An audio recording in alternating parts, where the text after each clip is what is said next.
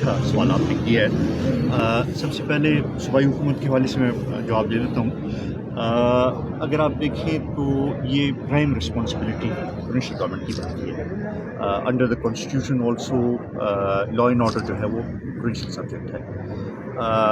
ابھی تک انہوں نے نہ کوئی اجلاس کیا، نہ کوئی اس طریقے سے کوئی ہم نے دیکھا ہے کوئی اسٹیپس اٹھائیں کہ ہم دیکھیں کہ کوئی بہتری کی طرف چیزیں چل رہی ہیں. کرم کا واقعہ آپ دیکھ لیا کہ اتنے دن ہو گئے ہیں ادھر کسی قسم کا ایسی ایفرٹس ہمیں نظر نہیں آئی پروونشل گورنمنٹ کی طرف سے کہ ہم کہیں کہ وہ کوشش کر رہے ہیں کہ اس ایشو کو ریزالو کریں.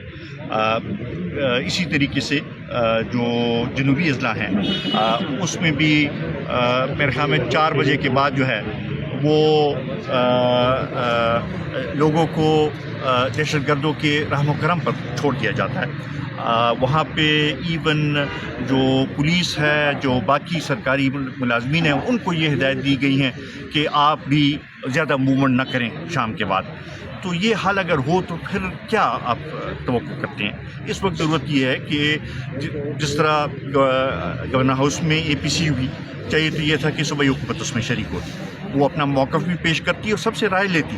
آل اسٹیک ہولڈرز کا ان کو چاہیے کہ اس ایشو کو ٹیکل کرنے کے لیے ایک تو پولیٹیکل ول کی ضرورت ہے اور پولیٹیکل ایک رائے بنانے کی ضرورت ہے. دوسرا اس کے لیے ایڈمنسٹریٹو سٹیپس اٹھانے کی کچھ ضرورت ہے. یہ صرف CTD کو تھوڑے وسائل دینے سے حل نہیں ہوگا. آپ کو ڈسٹرکٹس جو ہیں اس کو بھی ان کی بھی استطاعت بڑھانی پڑے گی تاکہ وہ اس ایشو کو ٹیکل کر سکیں. ساتھ ساتھ اسپیشل برانچ اس کو آپ کو مور ایکٹیو کرنا پڑے گا اور اس کی بھی استطاعت بڑھانی پڑے گی.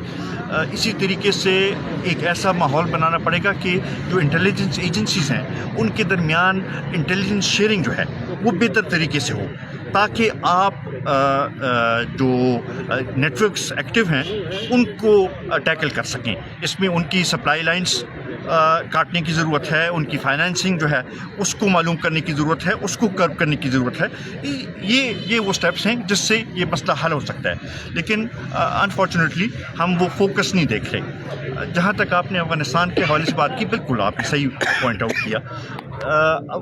افغانستان کے ساتھ وہاں پہ حکومت جس کی بھی ہو اس سے ہمیں غرض نہیں رکھنا چاہیے، وہ ان کا انٹرنل مسئلہ ہے. ہمیں کم از کم ایک ورکنگ ریلیشن شپ جو ہے وہ ڈیولپ کرنے کی ضرورت ہے. اور پھر خاص کر چونکہ وہاں ہم جس مسائل سے گزر رہے ہیں، یہاں پہ جو لا اینڈ آرڈر کی جو سچویشن ہے اور خاص کر جو کراس بارڈر سے جو ہم وہ کہتے ہیں، تو اس حوالے سے we need to engage them. اور اس کے بغیر جو ہے میرے خیال میں مسئلہ حل نہیں ہوگا. اس کے لیے ایفرٹس کرنے کی ضرورت ہے. کہ اس وقت جو ملک کا ماحول ہے اس میں ایک گرینڈ ڈائلاگ کی ضرورت ہے. وہ ڈائلاگ جو ہے وہ سیاسی پارٹیوں کے درمیان بھی ہونا چاہیے اور اس کے بعد پھر جو باقی اسٹیک ہولڈرز ہیں ان کے ساتھ بھی کرنا چاہیے.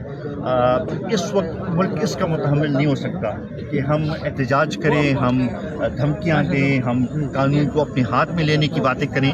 اس سے ملک کو فائدہ نہیں ہوگا، اس سے ملک کو نقصان ہوگا. ایک طرف ہم IMF سے ناک رگڑ کر بھیک مانگتے ہیں $1 بلین کے لیے، اور دوسری طرف ایک دن کے احتجاج سے 190 ارب روپے کا ملک کا نقصان ہوتا ہے. تو اگر 3 دن آپ وہ کر لیں تو وہ 1 ارب جو IMF سے آپ نے ناک رگڑ کے لیا ہے، ان کی سخت شرائط مان کر لیا ہے، عوام کے اوپر بوجھ ڈال کر لیا ہے، وہ 3 دن میں آپ اڑا دیتے ہیں. تو یہ میرے خیال میں اس طریقے سے حالات چلیں گے. کیا سر لاسٹ کویسچن.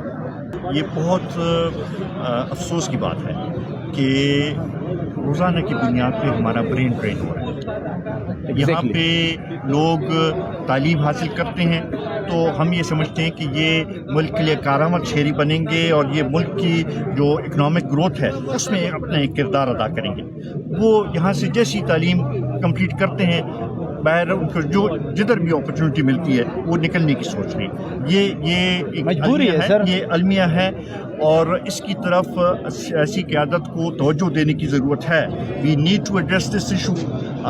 ہم نے ایسا ماحول کریٹ کرنا ہے کہ ہماری یوتھ جو ہے وہ یہاں پہ سیٹسفائیڈ فیل کرے اور اپنا ایک پازیٹیو کردار جو ہے وہ اس ملک کے لیے ادا کرے. Thank you.